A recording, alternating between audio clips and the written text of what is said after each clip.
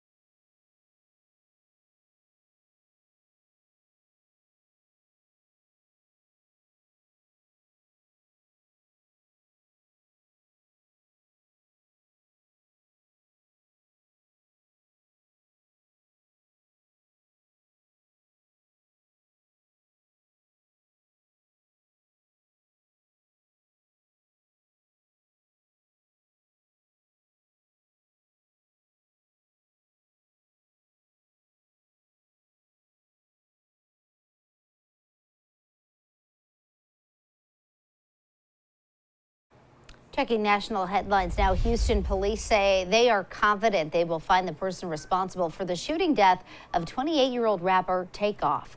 Amid that investigation, police are asking for the public's help in identifying the individual or individuals who opened fire outside a bowling alley early Tuesday morning. Takeoff was a member of the Grammy-nominated group Migos. Investigators believe at least 2 guns were involved, suggesting the possibility of more than one shooter. Incident that occurred after the party had ended. It led to an argument where the shooting took place from the disagreement. We have too many young men of color that are being injured or fatally killed, and their future is cut off, and family members and friends are left to mourn. 2 other people suffered non-life-threatening injuries and took themselves to the hospital. And in world headlines today, North Korea firing off a record number of missiles, triggering air raid sirens in South Korea, prompting a military response from Seoul. The North Korean missile launches came just hours after the country vaguely threatened to use nuclear weapons in protest of ongoing military drills between U.S. and South Korean forces in the region. South Korean Air Force fighter jets then took off on a mission, firing 3 missiles into North Korea's East Sea waters. Still to come here on the news at noon. Is it the holiday season? Well, Starbucks sure thinks so. The red cups are back. We'll take a look at this season's design. Plus, Chelsea has your full 7-day forecast right after this.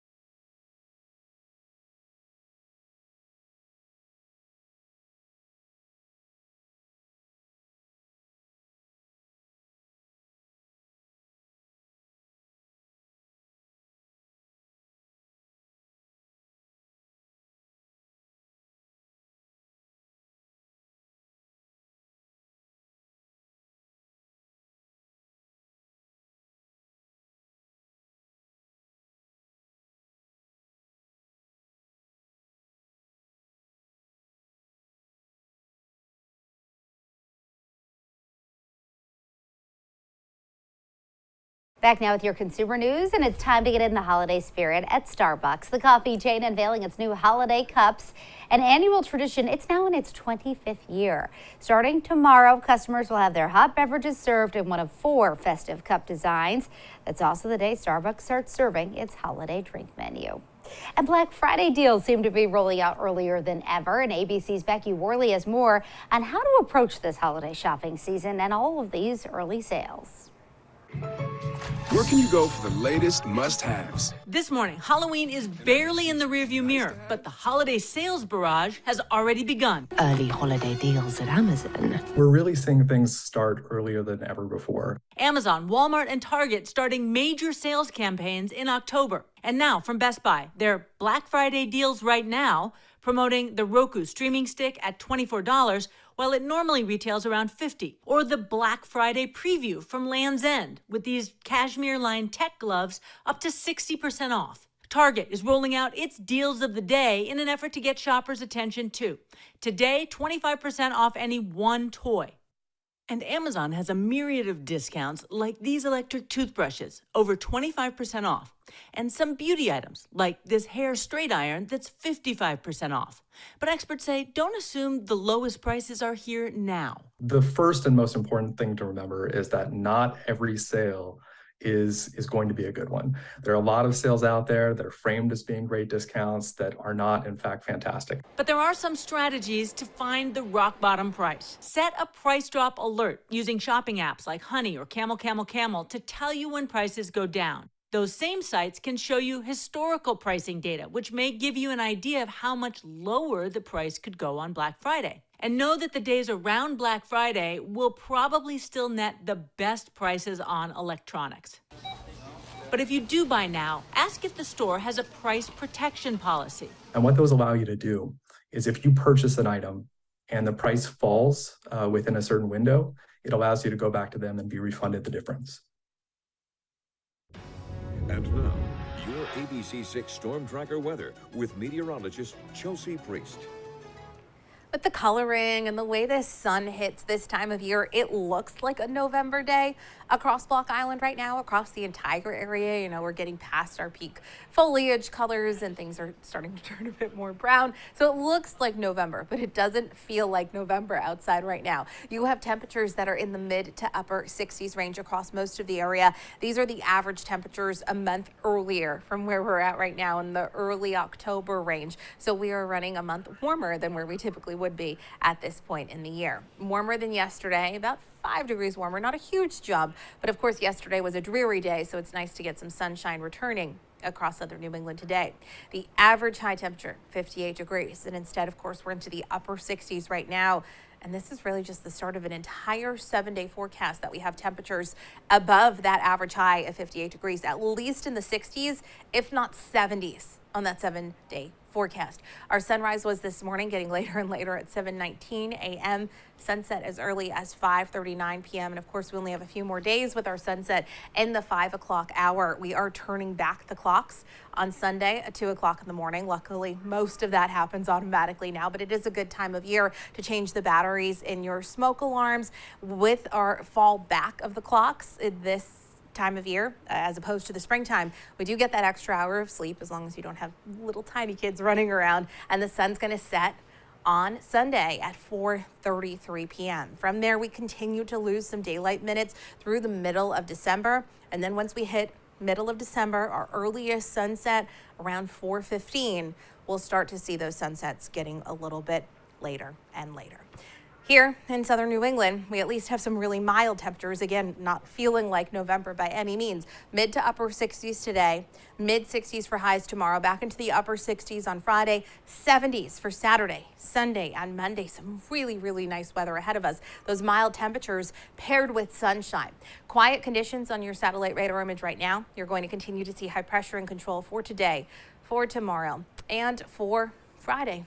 Even into the weekend, we'll continue to see mainly sunny conditions, just some passing fair weather clouds at times. Dry and clear as we head through tonight. Winds will be calm. It is going to be cooler overnight.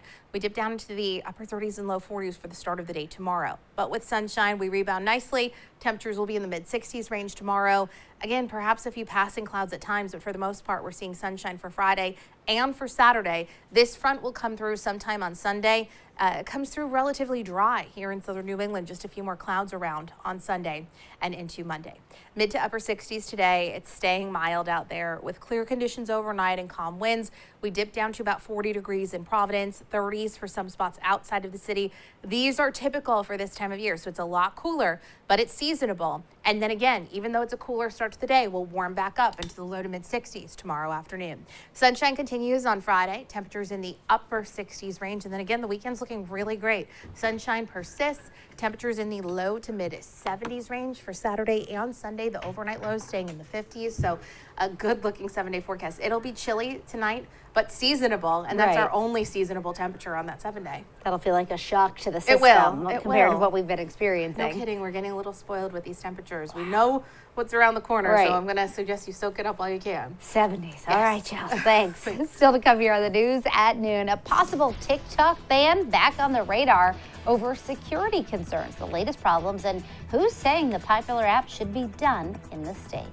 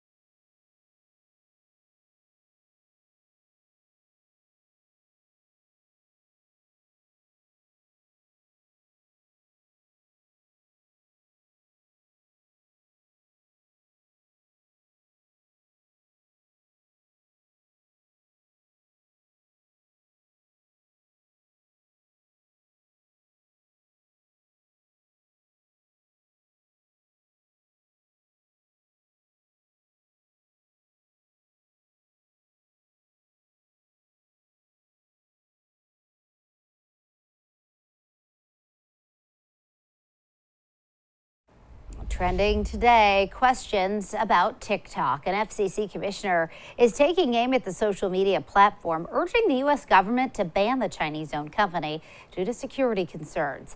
ABC's Eva Pilgrim has the details.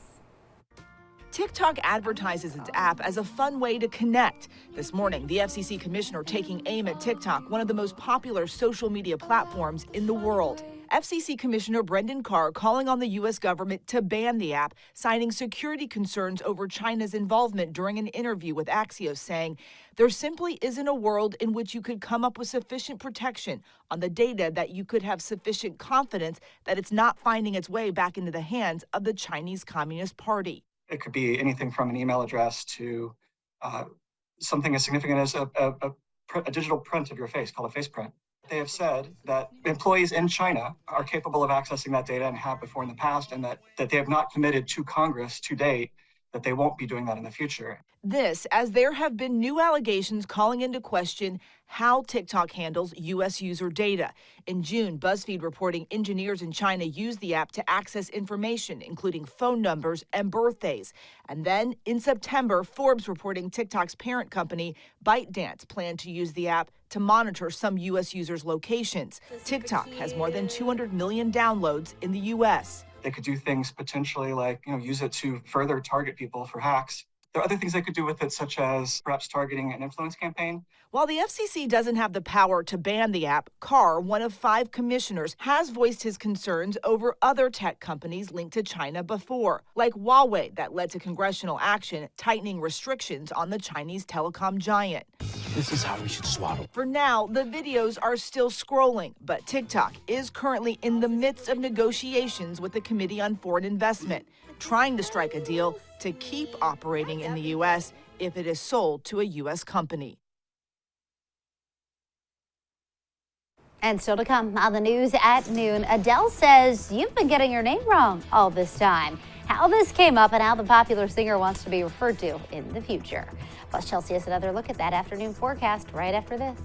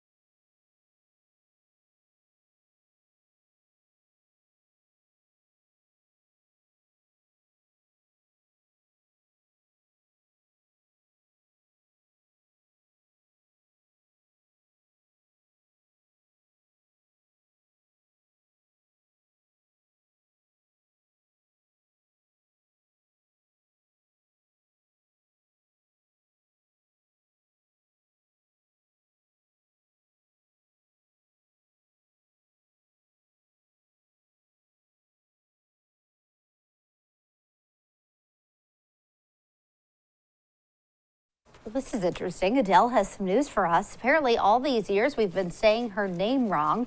While many pronounce it as Adele, the singer says it's actually Adele. She noted the correction during a recent Q&A session when a woman was asking her about songwriting, and she used the correct pronunciation. And Adele knew exactly where she was from because she said her name correctly. Oh, it's like a phonetic kind of thing. I know. Interesting. Huh? Mm-hmm. All right. I don't know that I cannot say Adele. I know. Well, and it's so Adele. great. It's one of those people who you can refer to her just by her first name. Oh, That's absolutely. it, right? Yeah. I don't even know her last name. I don't either. She's Adele. There you go. She's a Sharon That's it. Madonna right off the bat. Exactly. We are looking at sunshine across the area today, mid to upper 60s out there this afternoon. Tonight is chilly, but then tomorrow you'll see sunshine, temps in the mid 60s. And then we continue to warm through the weekend. Temperatures will be staying in the low to mid 70s range. It's wild for this time of year. All right, break out the shorts and t-shirts. Seriously. Thanks, Chelsea. Thank you for joining us for the news at noon. The news continues first at 4. Have a great day, everybody.